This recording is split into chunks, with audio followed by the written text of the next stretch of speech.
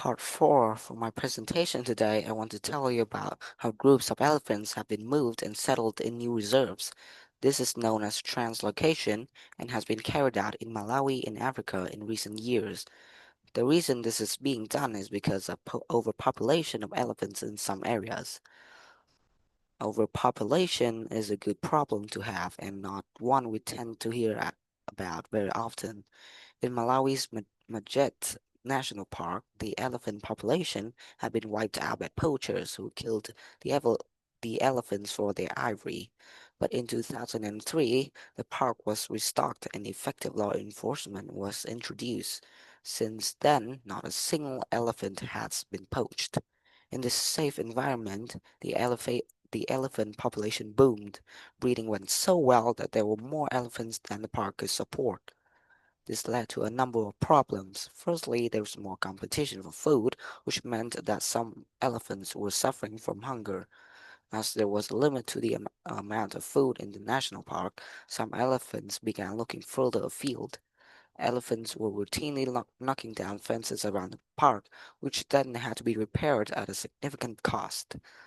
To solve this problem, the decision was made to move dozens of elephants from Majet National Park to Nkota Wildlife Park, where there were no elephants. But obviously, attempting to move significant numbers of elephants to a new home 300 kilometers away is quite a challenge. So, how does this translocation process work in practice? Elephants were moved in groups between 8 and 20, all belonging to one family. Because relationships are very important to elephants, they all had to be moved at the same time. A team of vets and park rangers flew over the park in helicopters and targeted a group, which were rounded up and directed to a designated open plate. The vets then used darts to immobilize the elephants. It was a tricky maneuver as they not only had to select the right dose of tranquilizer for different sized elephants, but they had to dart the elephants as they were running around. This also had to be done as quickly as possible so as to minimize the stress caused.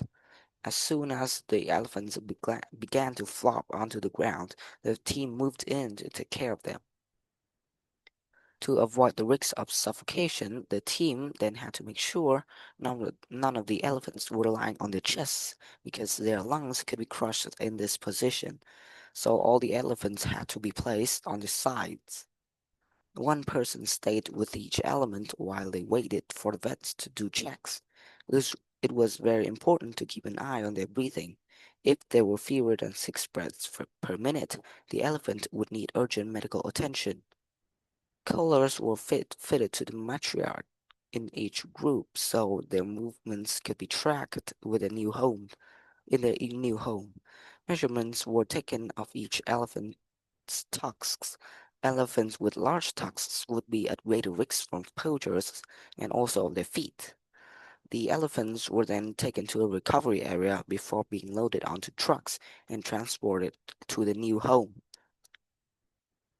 The elephants translocated to Kota settled in very well, and the project has generally been accepted to have been a huge success, not just for the elephants. Employment prospects have improved enormously, contributing to rising living standards for the whole community. Poaching is no longer an issue as former poachers are able to find more reliable sources of income. In fact, many of them volunteered to give up their weapons as they were no longer of any use to them. More than 2 dozen elephants have been born at Kota Kota since relocation. With an area of more than 1,800 square kilometers, there's plenty of space for the elephant population to continue to grow. Their presence is also helping to rebalance the Kota Kota's damaged ecosystem and providing a sustainable conservation model, which could be replicated in all the parks. All this has been a big draw for tourism, which contributes 5 times more than the illegal wildlife trade to GDP, and this is mainly because of the elephants. There's also been a dramatic rise in interest.